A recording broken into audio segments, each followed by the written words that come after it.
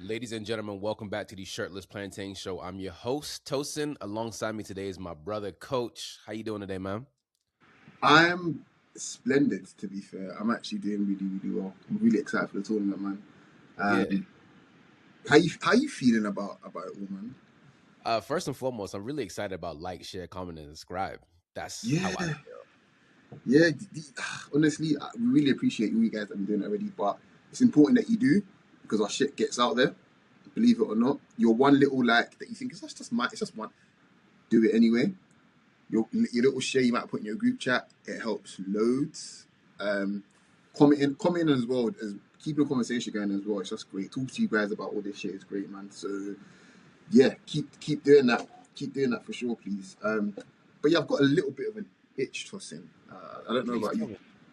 I don't know. Something just doesn't feel quite right. I don't know if it's. I don't know. I don't know. I'm sure. I'm sure it'll come. I'm sure it'll come to me eventually. Maybe if it doesn't stop, I'll let you know. Okay. Okay. I'm excited for AFCON though, man. Yeah. I'm actually gonna watch this tournament with my dad Okay. for most of the tournament, so I'll be going home soon. So I'm excited to watch with my dad. I want to hear the. I might record him. I might just slightly record him and Oh, just you can't. You can't. You can't. You can't tease us now. You got. You got to yeah, pause. yeah. You got it now. You got it now, bro. Yeah, Honestly. I have to. I want to see this man's reactions to Nigeria live. Yeah. Like I gotta see how my dad reacts to this. But overall, I'm excited. For those of you who don't know, we've been doing some previews on our Instagram and our Twitter. I wrote an article which basically just explains. Go ahead. No, I'll say go check out the article, guys. It's fantastic. It Yeah, is. It really. Tosin's a fantastic writer, and he teaches you a lot. So yeah, yeah, go read it. yeah.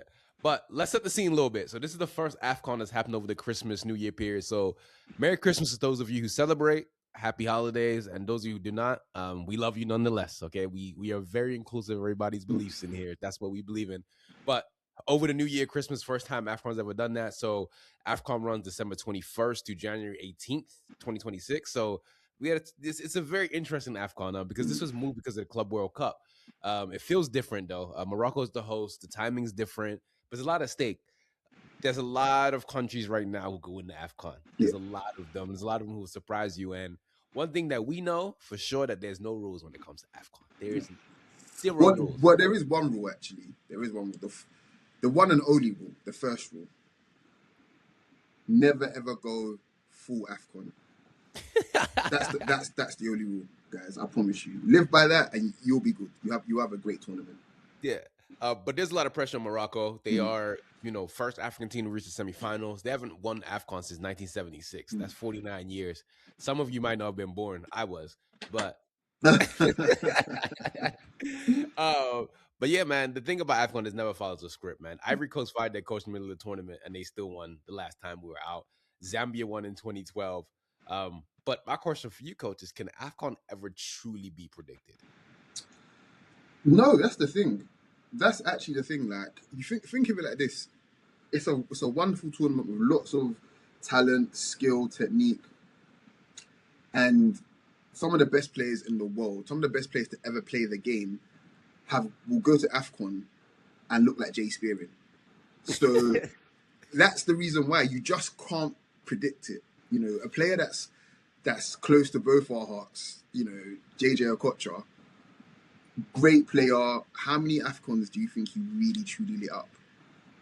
I mean, the one I'm wearing right now, his jersey when we won AFCON, baby. Yeah, yeah, and then how many Afcons did he play in?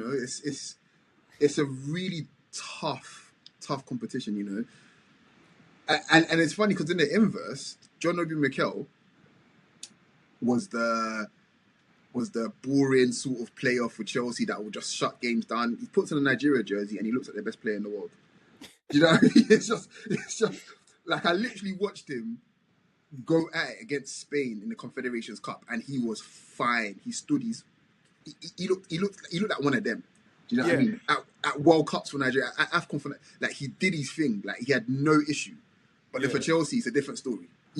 Johnny B. Mikel, you see him when it comes on the Nigeria with the 3/4 sleeves, and you know what time it was? Yeah. Yeah, with the wrist tapes. But yeah, we're gonna talk about the groups real quick.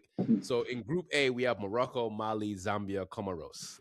Very, very intriguing group because Morocco obviously are one of the favorites, if not the favorite. Mali has some extremely talented midfielders in their group, in their team.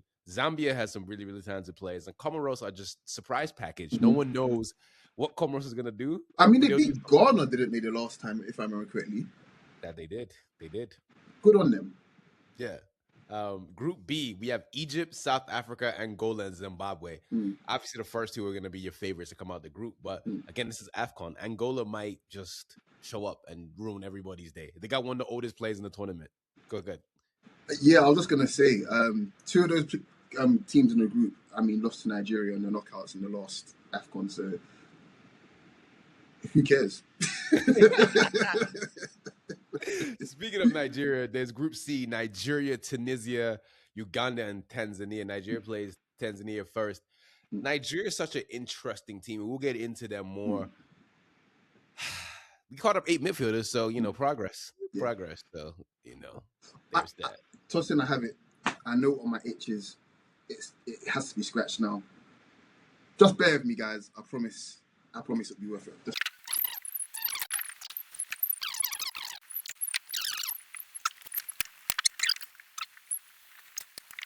Okay. Cool. I feel so much better. Okay. I don't know about you guys. I just feel so much better now. I just saw a super eagle fly across my room just now. Oh wow! Did it happen to actually ask if you have anything for the boys by any chance? No, it said chauffeur wagon. That's what it asked me. I had to double it to the eagle real quick.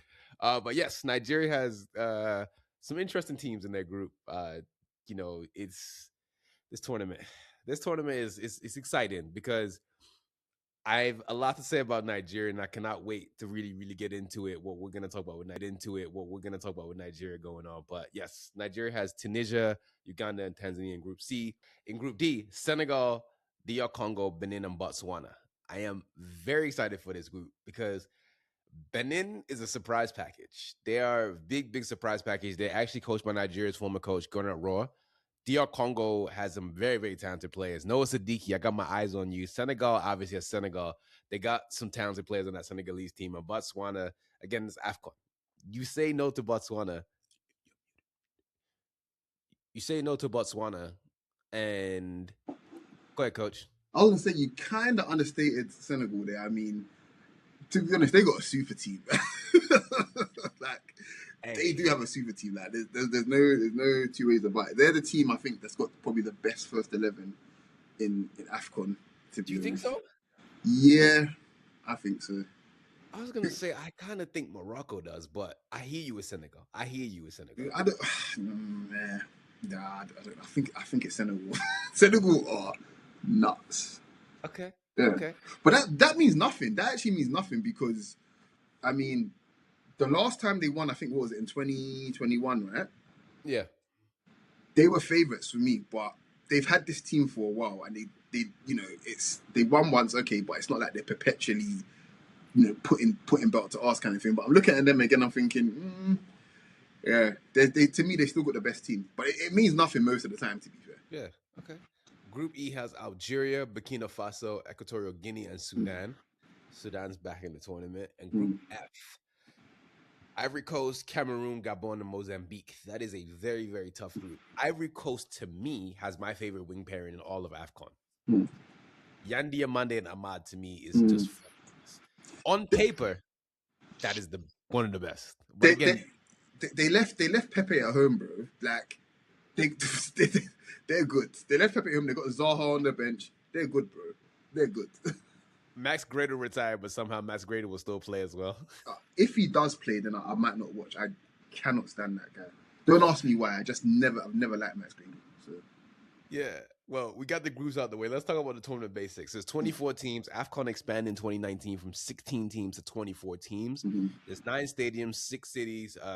Rabat is the centerpiece. The opening match is going to be Morocco versus Comoros, and the tournament, like we said, was moved because of the Club World Cup. Morocco hosting, it's the second time they ever hosted. They hosted 1988 where they finished 4th. This is a test because in 2030, Morocco will be hosting alongside Spain and Portugal. So very interesting. The Moroccan mascot is called Assad the Atlas Lion. Not DJ Khaled's son Assad, but a different Assad. So I'm not that Assad as well, guys. That's what you do. I wasn't going there, but I'm just saying. Hey, I'm not saying anything, okay? But yeah, it's 7 to 9 2026 teams for AFCON qualifiers that are qualified, man. It's an absurd amount of depth now, man. Mhm. The continent is just filled with talent, bro. It's gotten so much better in our lifetimes. Like you remember in the 2000 AFCONs, and you think about like the 20 years since, Mm. it's gotten so much better. Like the teams have gotten better, the structure's gotten better. Yeah, I think there's a lot to love about just how much more serious a lot of these players are taking this as well. I remember it must have been around 2019 or maybe 17. I remember Sofian Feghouli. Um, he had this really impassioned rant about being proud of being African and being, picking Africa over your European teams. If you're European, if you're an African born in Europe kind of thing, you should be picking the motherland, stuff like that. And I Mhm. genuinely think since that speech, like he's emboldened so many people. Like you can imagine, Riyad Mahrez absolutely could have played for France. No Yeah, doubt in my mind he could have played for France. Nope. Like he went for Algeria and he's found all the success for Algeria. Do you know what I mean? Like there's been so many of these players like that could easily Mbeumo could play for France. yeah, He could have played for France for sure. He could have played for France, and bro. he's playing for Cameroon. Noah Sadiki could easily not be playing for DR Congo. Congo right now. Yeah, Yeah, he's a talent. Like apparently, the kid from Lille, Bouadi, yeah. Oh yeah, he's Buwadi. Yeah, yeah, yeah. you know he's gonna play for Morocco apparently. Well, I hope so. I hope so. Hakimi better be on the phone. Like we want more of that. And it's not like France will be lacking or missing out. Like there's a production line. They can pick anyone they like, but more of the really good players should be playing for the African teams. Yeah, As long as the federation are doing what needs to be done. Let me be yeah. clear on that. We take a look at PSG's Ibrahim Mbaye. He's Yeah, 17 years old. He's playing in AFCON now. yeah. Assane Diallo could be playing for Spain. He's Yeah. playing for Senegal instead. And it's beautiful to see. Like I think in my heart of hearts, Alex Iwobi could have played for England. I think he's that talented. He did. He played for them in the under 21s. Alex Olaino, Yeah. all those guys play for England, Yeah. right? And they switch. Like, and sometimes I feel the federation, and again, this is a conversation maybe for this podcast, maybe for later, but a lot of these federations don't do themselves justice, Yeah. right? They lack foresight. And that's the thing I've noticed about and I wrote about it, right? Where you're looking at Morocco, who's now building the King Mohammed Academy, which is similar to Clairefontaine and St. Mhm. George's Park in England, where now they're mixing diaspora kids with the kids from back home, where you're getting a good blend of both, where you need your diaspora. I don't care what anybody says. If Nigeria was structurally functioning, Bukayo Saka, Eze, all these boys could be playing for Nigeria, and that makes AFCON even better because you're mixing all Do these you know what's boys. so funny? You mentioned. I remember the last Afcon we was in the final, and Saka posted like his support for it, and you got so much hate for it, and I'm like, this is part of the problem as well. This isn't a pod for it, by the way, but I'm just gonna make a quick point. This is part of the problem as well. You can't hate on these boys choosing another nation, especially when the motherland is Nigeria, because look at us. Literally look at us. So I'm grateful for whoever does choose us. I am in this case, I'm grateful for whoever chooses. But the ones that don't, I can't blame them. I really can't blame them. I really can't. You know. But if you've got Moroccans now choosing like other countries, I'm like, hold on a second. What are you doing? Like, you shouldn't. You get what I mean? Like, Because here's the thing with Morocco, right? They have structure, right? They got a mhm, local league. They just won the U20 World Cup. They won the Arab World Cup. They're yeah, winning the Women's Championship. They're winning the U17. They're progressing. There is a pipeline to success for Morocco, right? You look at South Africa. In as much as I got beef with South Africa, they got mhm, their local league. They got their players coming up. mhm, You've seen it with Senegal with the Dream Academy. You've seen it with all these other countries who are now realizing, hold on, it's not just Agidi and it's not just talent alone who mhm, gets it. It's long term planning. It's short term planning because a lot of these boys know where they're from. Like mhm. all your Sakas and your Ezes and your Lises and your Musialas. Hell, even the kid from Dortmund, the fast kid. Why am I forgetting his name with the Oh, Afro? Adeyemi, Karim Adeyemi. Karim Adeyemi goes to Nigeria every year. These boys know where they're from, but there's no structure in place in Nigeria. And again, this is not it. This is not the conversation for it. Mhm, But African football has grown, man. FIFA's invested $1 billion since 2016. Dual national kids, like we mentioned, are switching over. Smaller teams are improving, man. Your Comoros, Botswana, Equatorial Guineas, all these countries are slowly but surely improving. bro, we got Cape Verde going to the World Cup. Mm-hmm. Like this is crazy, you know, and it's beautiful to see. But there are a lot of political tensions on the ground though, because Mm-hmm. a lot of Moroccans are like, you're pouring money into football, but you're not pouring into us. And again, I get it. I understand. You know, they're using football as like as a civic or political tool, and I get it. There's pressure and things like that. But listen, man, based on that last AFCON 2023, I had a question for you. Do you think that's the best AFCON that ever happened? 2023. I won't lie to you. 2019 is still there for me, but 2023, I think, yeah. I'll tell you what, actually, and I'm being totally transparent now. I think was it 2004? Yes, that was the one where Nigeria wore those shark-looking Adidas kits. We beat. I remember Odom Wingy scored 2 against South Africa. I think we beat them like 4-1 or something like that. But that was a really good tournament. 2000, I think it was the second one that Egypt won in a row. That was a good tournament as well. 2008, probably. Yeah, I think it was 2008. And then 2013, obviously we won. That was great. 2019 was fantastic. You know, bit of heartbreak there. But 2023, again, more heartbreak. 2023 was outrageous, man. You know they had the record for the most.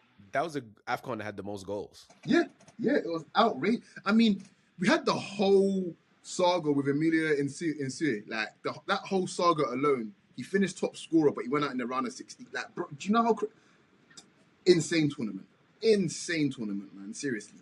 Ivory Coast fired their coach. Nigeria went to the final with Osman scoring 2 goals. It made no sense. It was a. I mean, we had what do you call it? What's his name? We had the whole drama with not drama, but Senegal went out early as well. Yes. Do you know what I mean? I think did Morocco go out in the groups? I think they did. They did.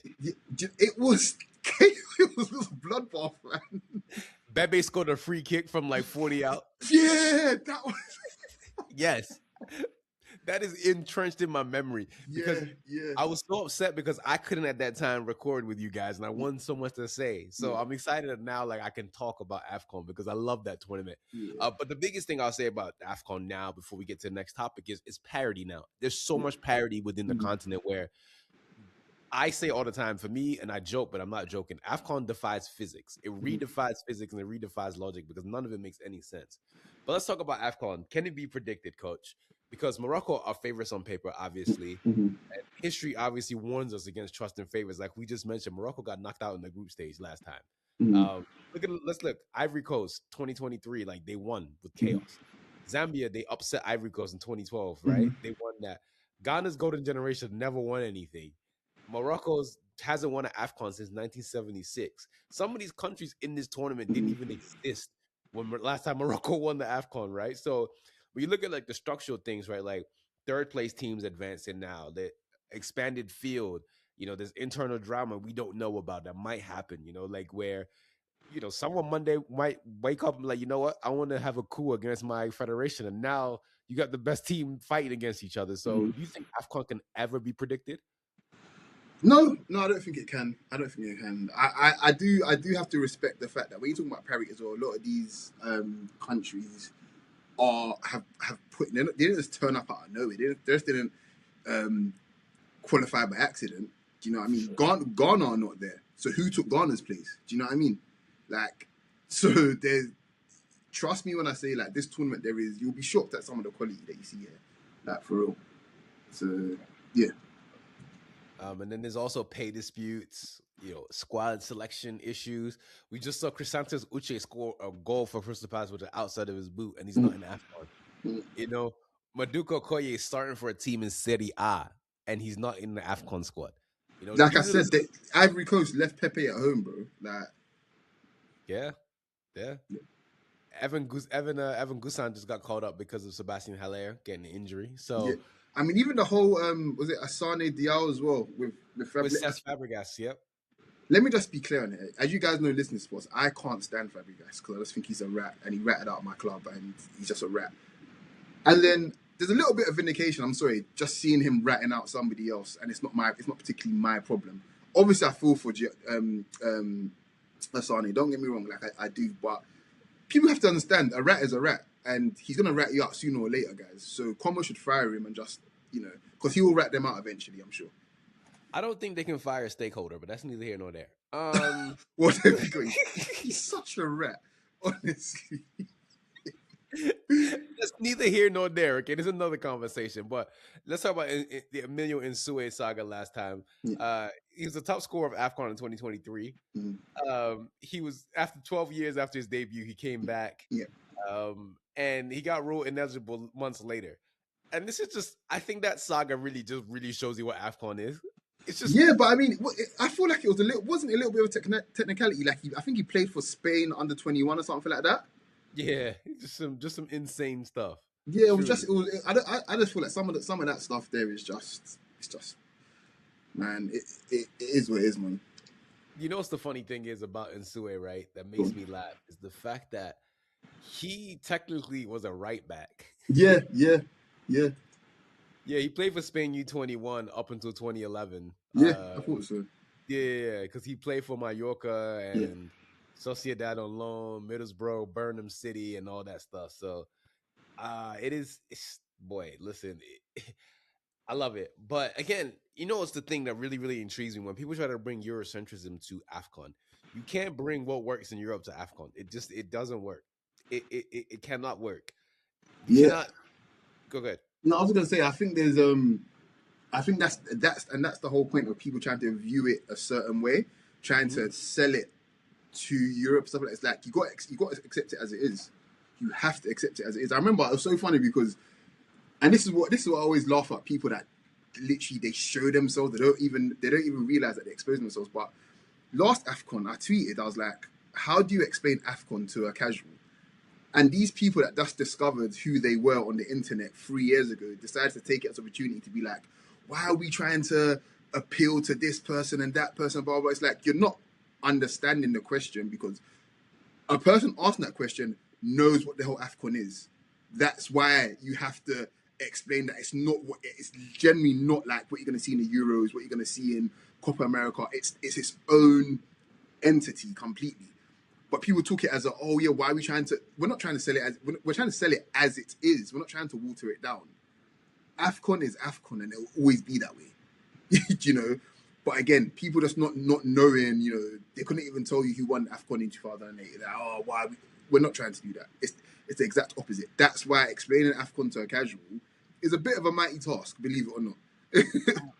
I'm gonna explain something to you guys quickly. Egypt has the most AFCON since 1990. They've only been to 3 World Cups.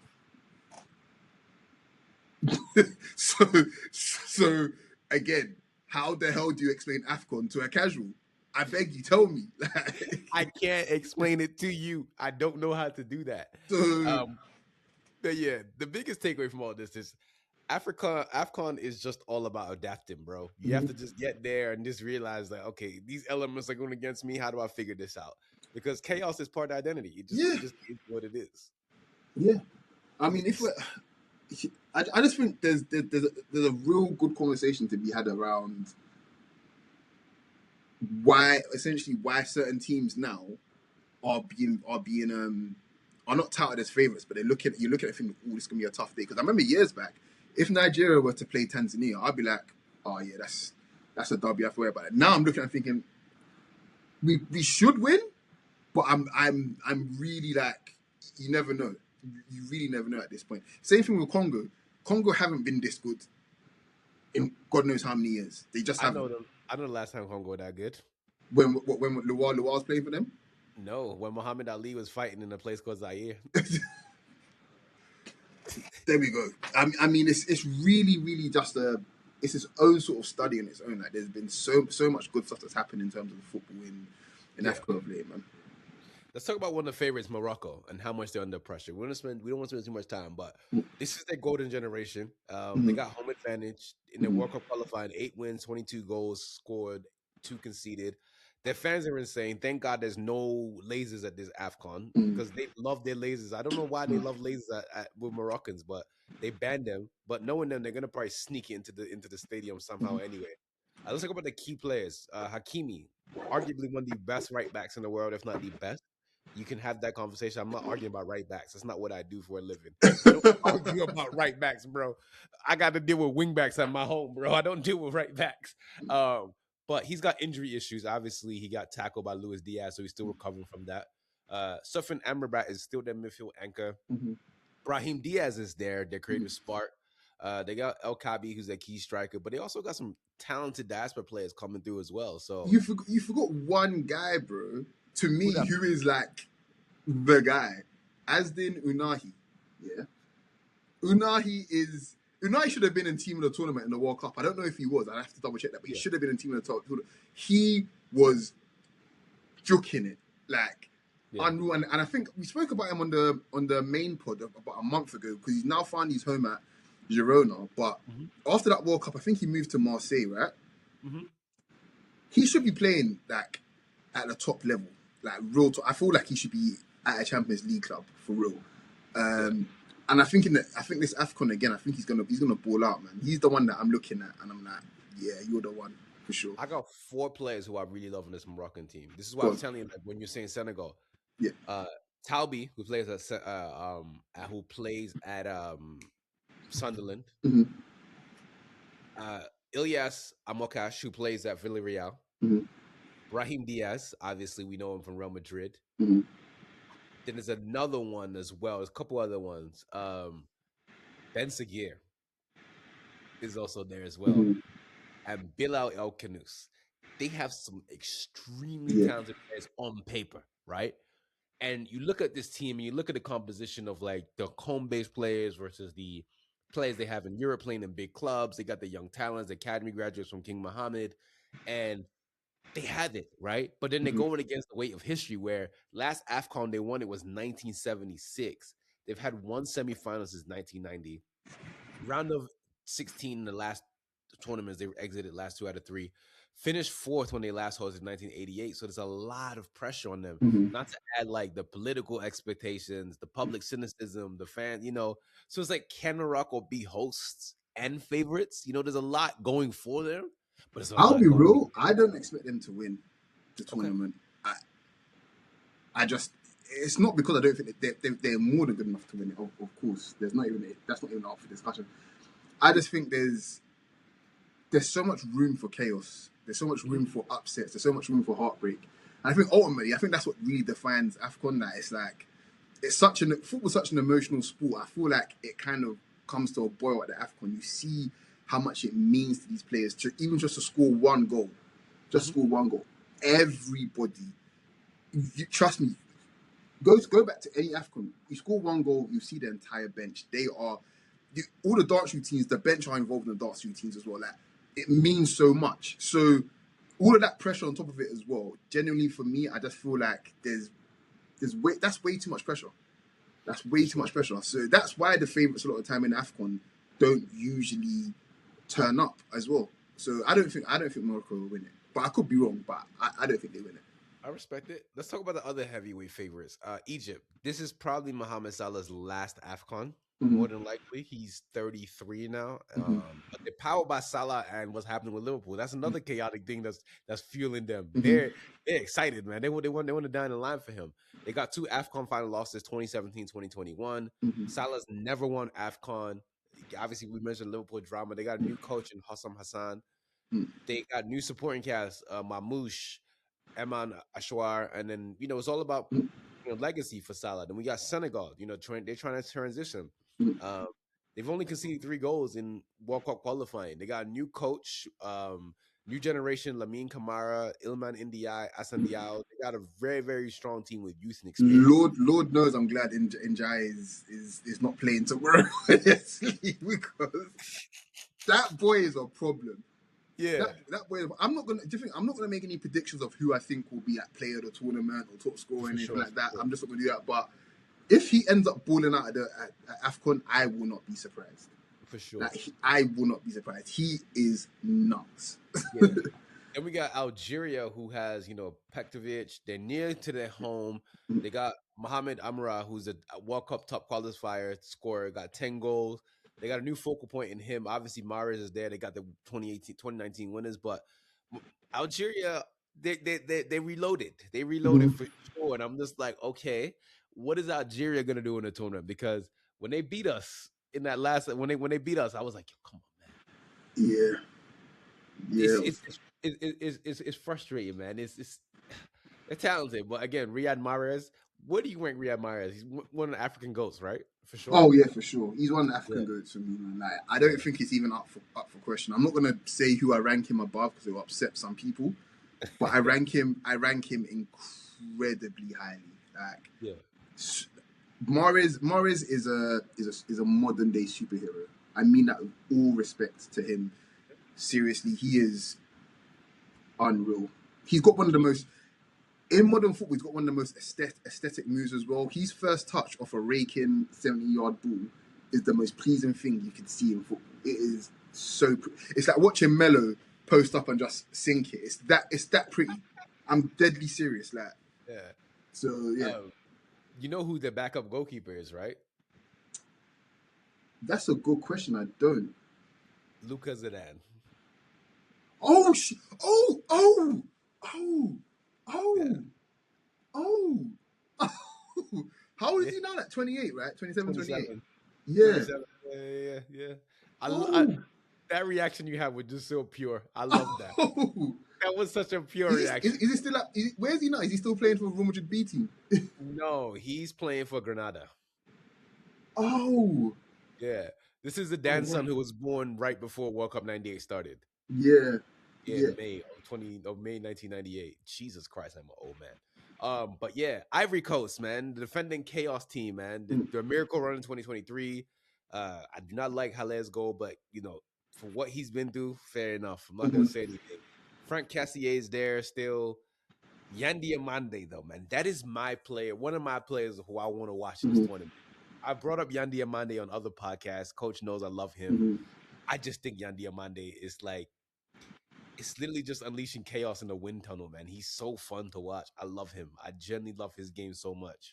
Do you know what's so mad? I was talking about him in a group chat, and I was just like, um, I was like, guys, if there's a player that anyone should be looking at in terms of trying to upgrade their wing sort of options, then Diomande is the one kind of thing. And they were like, oh, who's this guy? Like the guys are talking, they're like, who's this guy? Like he plays in Bundesliga. Obviously, you got a caveat with the fact that in Bundesliga, wide players normally thrive because of how much space and counters and stuff like that. But his number one asset is the fact that he can just take on 2-3 men at the same time. It's no issue. Yeah. So when I gave them the name, they were like, oh, okay, cool. One guy came back 5 minutes later and he came back and showed me his FB ref. And all of the take on stats are all in 99% of. Like, they're all like bright green. And I was like, oh, I've never actually seen this before, but it lines up with the eye test, so I'm okay with that. Do you know what I mean? I got a fun fact for you. Go on. So he was born in Abidjan and Mhm. moved to the United States at a real young age. You know Derrick Henry, who plays for the Baltimore Ravens, running back, that looks like Superman, Yeah, like built like a brick house. yeah. They went to the same high school, different years, obviously, but he went to school in Florida. Yeah, so that's probably why you go to school in Florida, and you get a little bit of Florida CTE, and you mix that with the AFCON. So but yeah, I love him, man. I genuinely love him. Nigeria, oh man, Nigeria, boy. I saved this for last because obviously you got some dark horse and chaos merchants coming up, but Nigeria, obviously, every single AFCON we're gonna be favorites because the weight, the name holds weight. It really holds weight. And when I looked at the Nigeria composition of the national team, I wasn't mad, I wasn't upset. I was just mostly just like, okay, I see what's going on with the goalkeeper. We got Francis Uzo in goal, which I don't know where the hell he came from because it should be Maduka in goal. Obviously, Stanley and Wiley is going to start in goal. Benjamin Frederick getting injured hurts us badly. And what's it called? Retiring right before AFCON. Trostakung, that hurts a lot. But again, I look at this team. We got a new kid, Hell End, your boy Ryan, another one of the English boys. Ryan's now here, comes from Blackburn. And I'm just looking at this team. There are some players who I personally want to play and I want to see more of. I think highly of Rafa Oyendinka. But there's two midfielders who I think they're gonna get bigger moves, or one is gonna go back to Inter in Ebenezer Akinsaramoro. He's gonna go back to Inter, obviously. But Tokushu Nandi, he plays in Belgium. and he's linked to big Premier League clubs, Brighton, West Ham. He's linked to a few right now, and he's got blonde hair, so you can't miss him. And I like his game a lot. I like his game a lot. And obviously up front, we got your stereotypical players, obviously all the players, but we caught up a guy named Salim Fago Lawal, who plays Mhm. somewhere in God knows where. And it's so interesting the amount of strikers that we have, the amount of players that we have. And I'm just like, we couldn't call up certain players. Like Boniface is not here, Muffy's not here. I'm pretty sure Boniface retired though. I'm sure he Alleg- retired. Allegedly. Who knows? That guy's not serious. Another player I wish we did call up was Nathan Teller and Rafael Dorsimi. Mhm. Rafi plays in Czech Republic. But again, we're just spoiled for options in Nigeria, right? It's just now about dating cohesion. So how do you feel about Nigeria? I'll be real. Anyone with the last name Lawal that plays for Nigeria, I'm gonna back because Mister Gabriel. Mister Gabriel Lawal, right? We call him like you can't say his name but pronounce the Mister first. So Okay. he's always gonna be good for me with me. But yeah, where there's air and water, you find a Nigerian. So Lawal playing in Croatia, I have no that doesn't surprise me at all. Do you know what I mean? And he's clearly doing well enough to be called up. However, with this Nigeria team, and I mean this with all sincerity and love, right?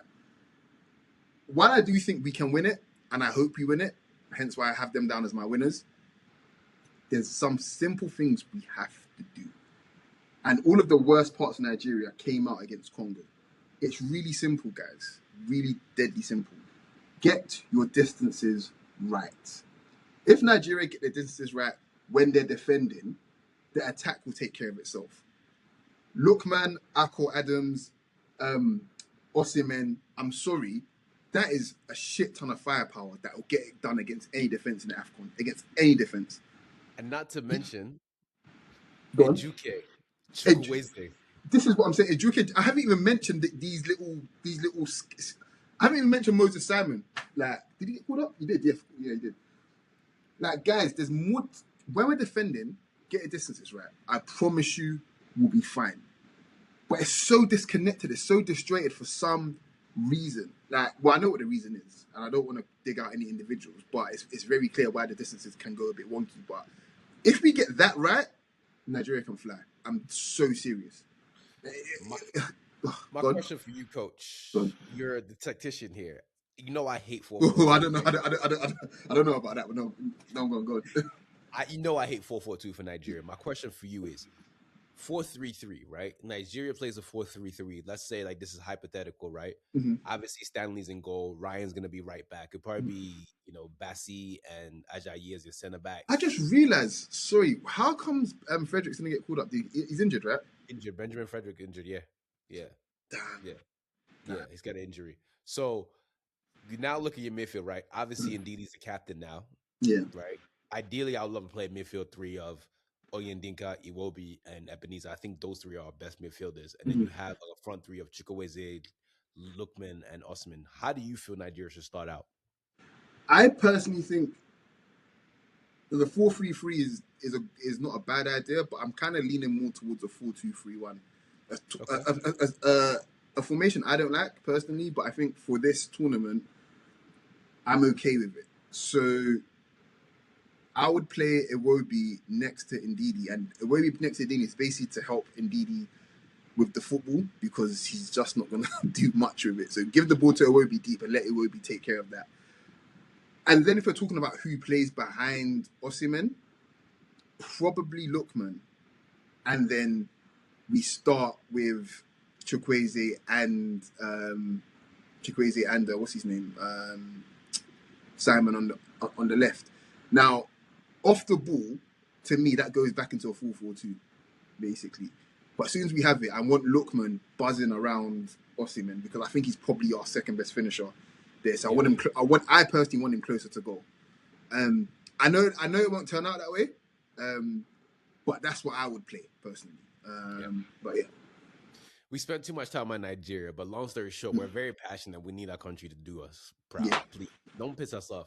yeah, Let's talk about some dark horses. South Africa, man, they got a very, very strong domestic league. I yeah. personally think South Africa might have the strongest league on the continent. Personally, Yeah, I mean, if you look Them at and Egypt, between them and Egypt. yeah, yeah, but I mean, do you know what the really interesting thing about South Africa is, and it's been that way for a while now. Mamelodi Sundowns, they've got I think 5 or 6 players playing for South Africa, Hmm. and you see it whenever every time South Africa play. There's a real synergy there. Yeah. Last tournament, they gave us a bad day, even though we beat them as usual. But this is a good South Africa side, and the synergy they have between all these players that are there, the likes of Madiba, Mokoena, like there is a lot of what do you call it, muscle memory there, and they play that way. So they to be fair, South Africa are entertaining side. I'll give it to them. They're entertaining side, but entertainment don't get you wins, unfortunately.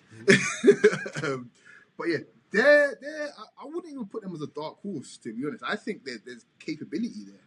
As long as they don't meet Nigeria, they have a good chance. Yeah. They got the Orlando Pirates, Mamelodi Sundowns Yeah, core, yeah. obviously. I love Ronan Williams. I think he's probably the best keeper on the continent right now. Better Uh, than Bunu. yeah, Okay, fair enough. I think he's the best goalkeeper in the continent. DR Congo finished fourth place last time. They beat Cameroon, Nigeria, in World Cup qualifying. They have some talent, boy. Hmm. Wan-Bissaka's there. Noah Sadiki, like we mentioned. Bakambu, Mbemba. They are talented, boy. Hmm. They are talented, and they keep getting richer with all these diaspora talents. So Congo, man, you guys are doing it, man. Shout out to I Congo mean, they because called up Gail Kakuta. If you've been around long enough, you know exactly who that is. Gail Kakuta, what a name! I've not heard. When's the last time you heard of Gail Kakuta, Coach? When's the last time you heard of that I don't name? know when Chelsea were hoeing him out. I don't know. They call that loans. We don't call that hoeing out, brother. No, We they don't. We hoed don't. him out, man. They ruined his career, man. I'm sorry. We don't use those things. But currently, right now, for those who don't know, Nigeria is currently putting DR Congo under surveillance because they're now trying to say that they use illegal players. Nigeria trying to That's attack dead. them. That's done. FIFA only care about their rules. They don't care about the actual country's domestic rules. That's done. It's embarrassing. Nigeria, don't embarrass us any further. Yeah, man, it's It's done. gross. But Axel Twinsby is there as well. So shout out to Axel Yeah. for switching over as well. But yeah, it's very interesting, man. Like these are some extremely talented teams, but they all got synergy as well. Cameroon, oh my god, man. And Wemo turned down the captaincy. They Mhm. had two different teams called up, two different coaches, and it's all because Eto wants to be the next dictator in charge, man. Eto's just doing whatever he wants. I told you guys from time. When I don't like someone, trust me, it's for a reason. It's for a reason. I've never ever liked Eto. Achievements aside, I Yeah. just think he's a dick. I can't help the way I feel. I really just think he's a dick. And look at his behavior right now. He telling me that's Yeah. not the behavior of a penis. No, for real. Like he's a dick. Like let's call it what it is, man. He's just he's very unagreeable. Yeah. Yeah. But yeah, they got Christopher Wu as their center back. They do have some talented midfielders. Baleba's obviously there. Hopefully, he can get himself there. But there's a player who plays for Lorient right now who I'm gonna personally call out. Arthur Avom. He's a center midfielder. I love his game. Again, we are some nerds here. We watch too much football, so it's cool to see all these players we watch on a weekly basis come for the national team. Carl Etta Young, that is Dean's favorite right now. Dean Yeah. loves Carl Etta Young, so that's another player for you guys to take a look at. Cameroon, and obviously they got Christian Bassagog, who says he's 30, but sure.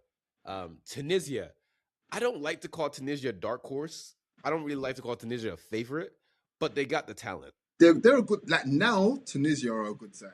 They Yeah, are. Now they are. yeah. Like go keep it a buck. Yeah, they're a good team. I just again, it's very interesting watching these Northern African teams come to AFCON and like they usually lay an egg, and it's Mm, so interesting how that works out because they usually qualify for World Cups, but then they lay an egg. mm, So Tunisia's a very talented team. Obviously, Hannibal Medjugorje's there, and they got their own players. Hannibal's wearing number 10 for them, so yeah, mm. it's another talented team. But yeah, and we got other potential disrupting teams. Gabon's there with they're led by Aubameyang. Mali's got a very talented midfield. Burkina Faso, Uganda, Mozambique, Zambia, Angola, Comoros. It's a lot of talented teams on display, man. So we're excited. There is one more team I actually kind of want to talk about quickly. Please I think they're the team with the actual most players from one club, talk and to me. that's Sudan.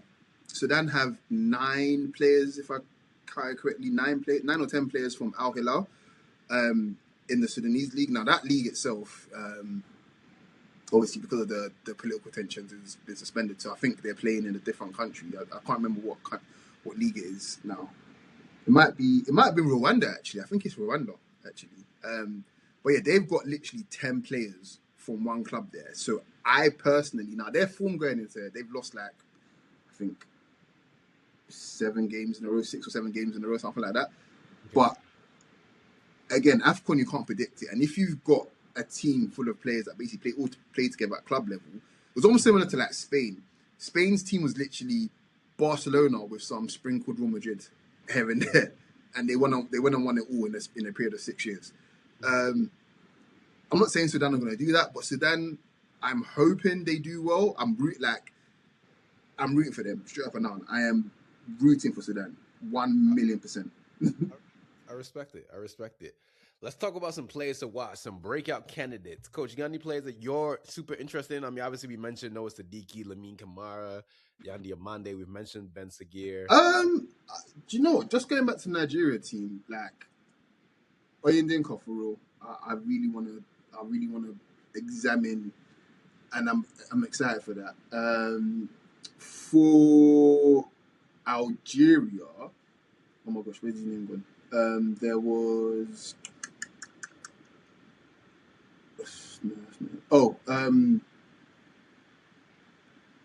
no, it wasn't Algeria.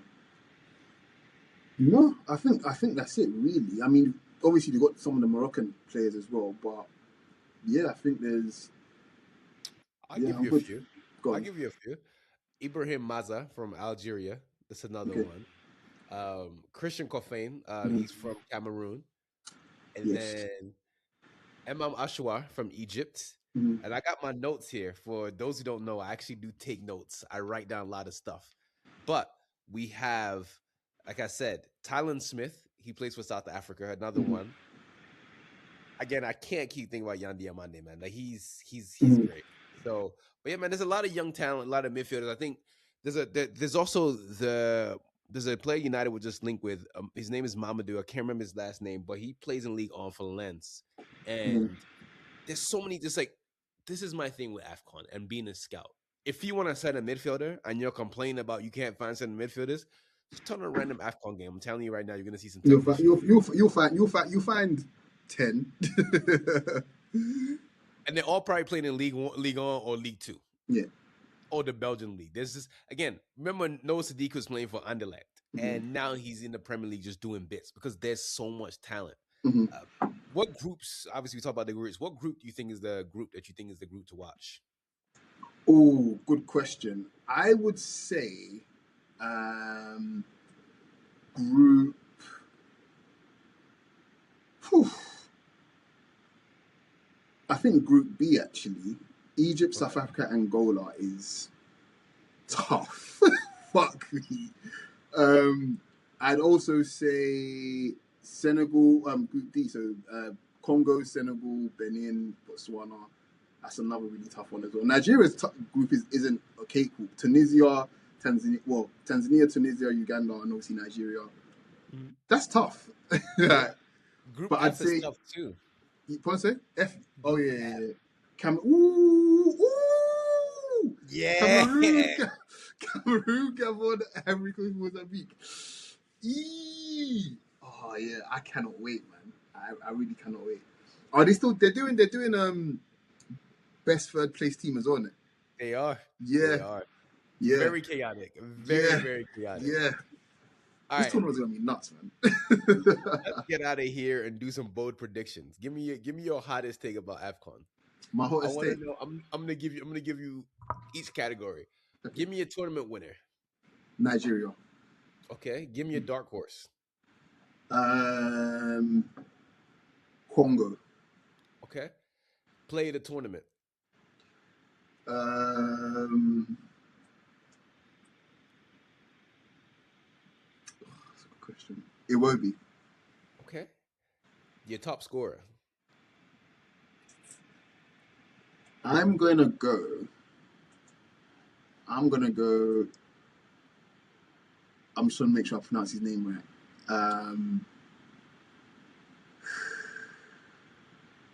in the series. Okay. Okay.